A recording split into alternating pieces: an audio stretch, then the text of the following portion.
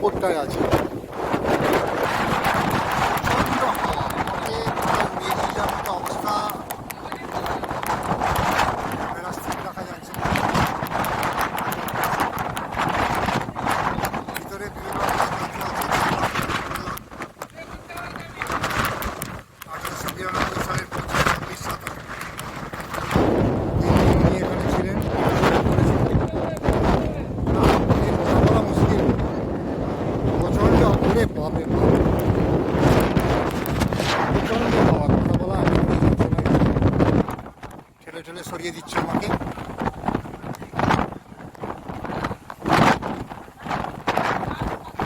আমি হয়তো উড়ে যাবো, আমি নিচে নেমে যাই।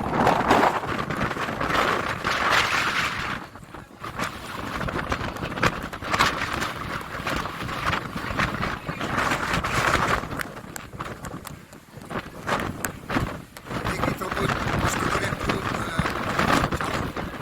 চারপাশটা দেখানোর চেষ্টা করছি।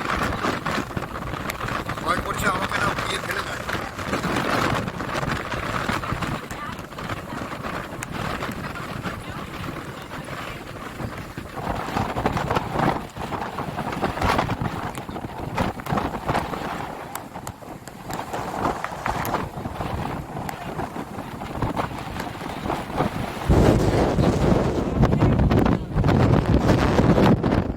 হাত থেকে ক্যামেরাটা না উড়ে চলে যায়।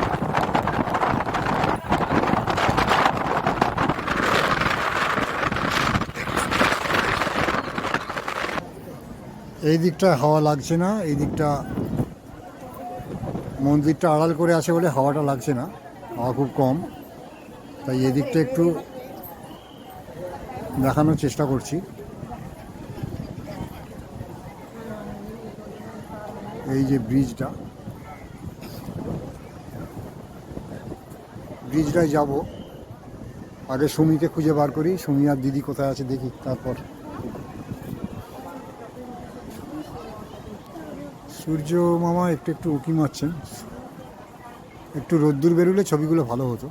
ঠিক আছে, দেখা যাক।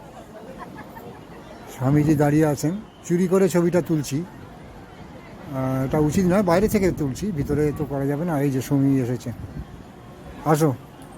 ওইখানে গেলে ঠেলে আমাকে উড়িয়ে নিয়ে চলে যাচ্ছিল, আমি ভয়ে চলে এসেছি এদিকে।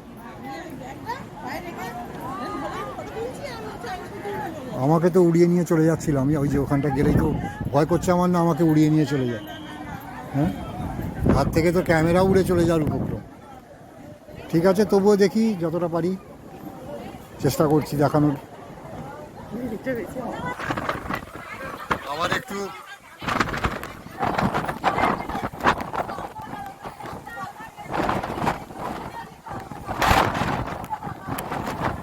তুমি আমাকে একটু ধরো, আমাকে উড়িয়ে নিয়ে যেতে পারে কিন্তু। অবস্থা দেখলে বুঝতে পারবে কি অবস্থা এখানে। বাপরে বাপ,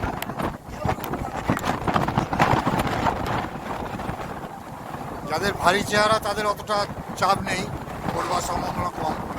কিন্তু আমাকে তো যে কোনো মুহূর্তে উড়িয়ে নিয়ে যেতে পারে।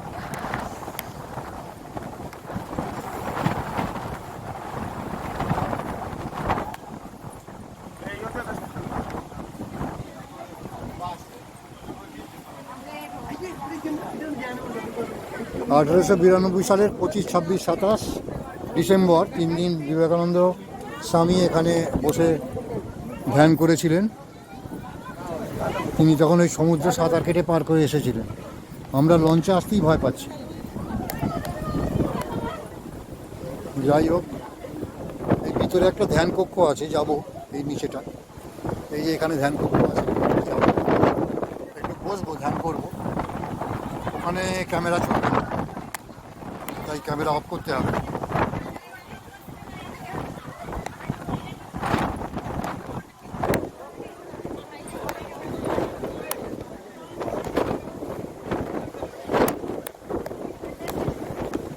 এত হাওয়া, এত ঝোড়ো হাওয়া বলেই সমুদ্রে এত উত্তাল।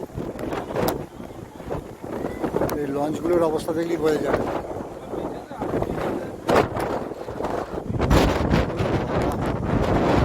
হঠাৎ করে কাঁপছে ক্যামেরা।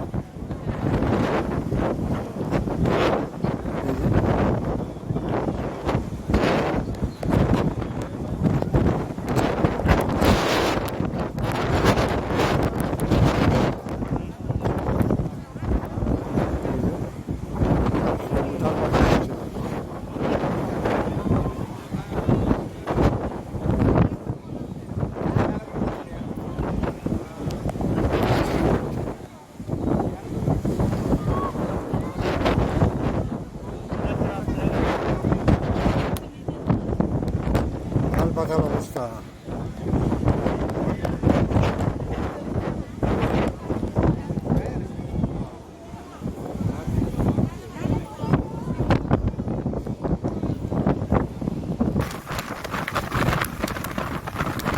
নিচের দিকে এসেছি, এখানে তো পুরো একেবারে উঠাল পাতার অবস্থা। ওরে বাপ রে বাপ, ওরে বাপ। ঠেলে ঠেলে সরিয়ে দিচ্ছে আমাকে। এখানে রেলিংয়ে ঠ্যাস দিয়ে কোনো রকমে দাঁড়িয়েছি। এই হচ্ছে উপরে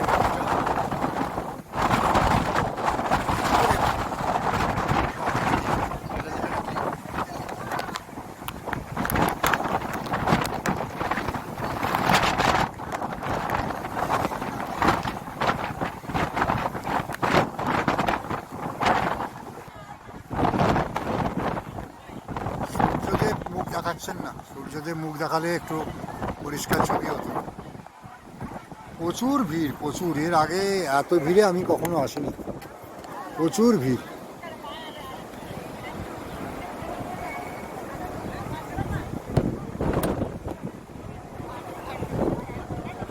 এই যে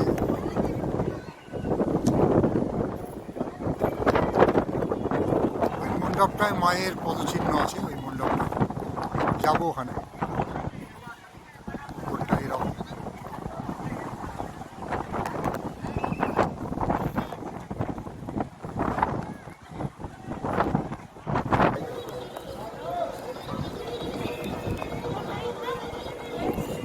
দেখি এবার নতুন ব্রিজ বানিয়েছে, ব্রিজের উপর দিয়ে যাই তিরুভাল্লাভুর দর্শন করতে। তিরুভাল্লাভুর একজন তামিল কবি ছিলেন, প্রাচীন কবি। ওনার মূর্তি এটা অনেককাল আগেই স্থাপন হয়েছে। 2000 সালে যখন আসি তখনই ওই মূর্তি আমরা গেছিলাম, তখন লঞ্চে করে যেতে হতো। উপরটায় ওঠা যায়।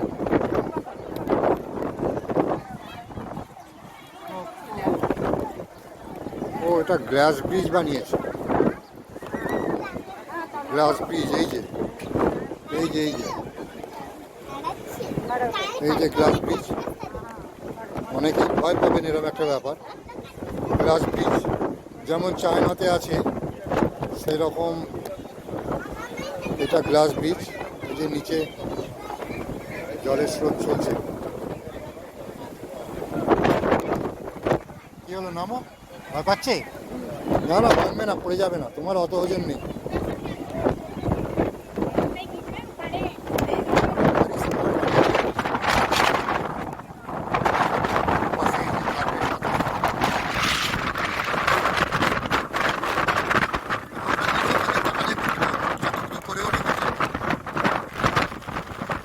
পাথর পাথর আছে নিচে না।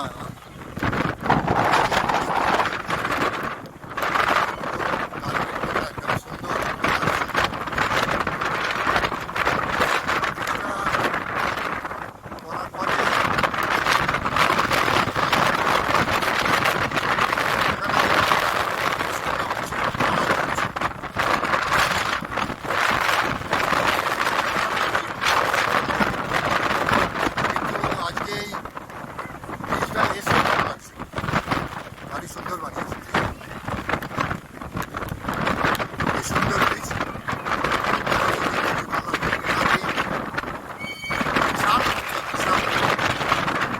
দুটো কাঁধের মধ্যেই পুরাতন জিনিস।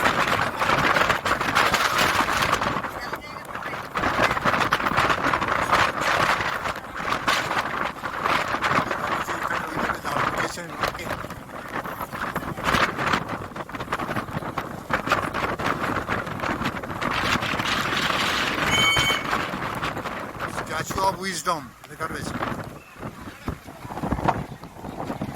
দেখি ওপরটায় উঠবো।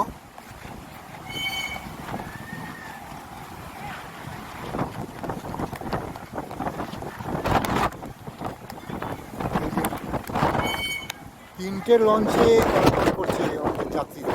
তিনটা লঞ্চ তারপর তারপর চেকিং করে হচ্ছে, যাত্রীদের নিয়ে যাচ্ছে নিয়ে আসছে।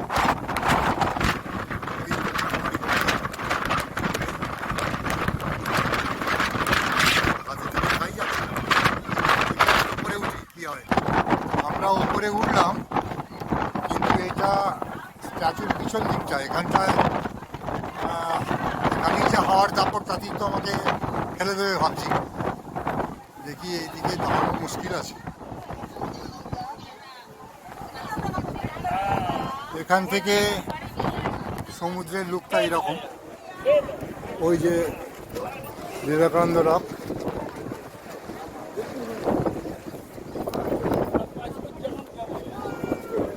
সমুদ্রের লুকটা এরকম আছে এইদিকে। ওই জায়গায় গান্ধী মণ্ডপম, ওই দূরে গান্ধী মণ্ডপম, একটু জুম করি, এই হচ্ছে গান্ধী মণ্ডপম।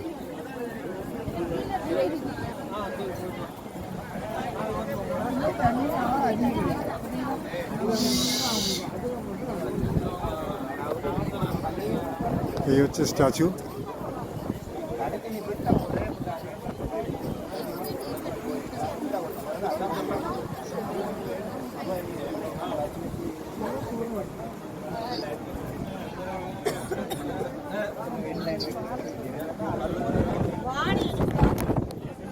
বিশাল মূর্তি, রাত্রিরে যে লাইটিং হচ্ছিল সেই তারই সমস্ত।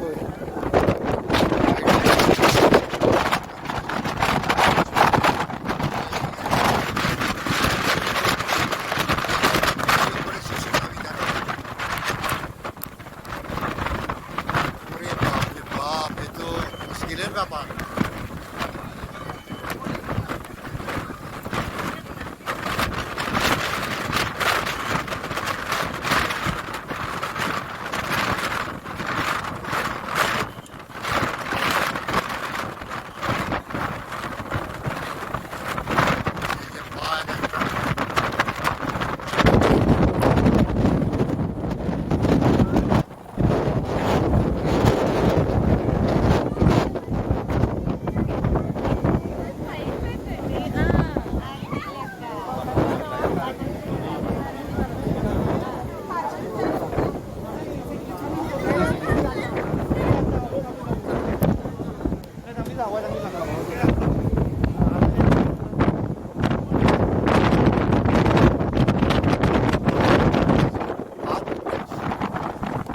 হাত থরথর করে কাঁপছে, রাখতে পারছি না, এত হাওয়ার দাম।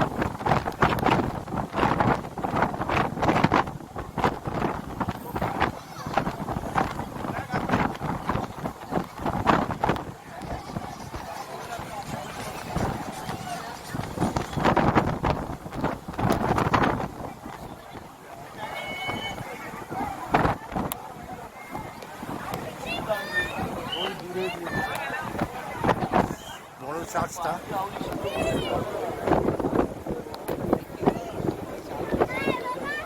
এদিকে বিবেকানন্দ রক, নিচেটা এরকম। ঠিক আছে, ক্যামেরা বন্ধ করছি, আর পারছি না।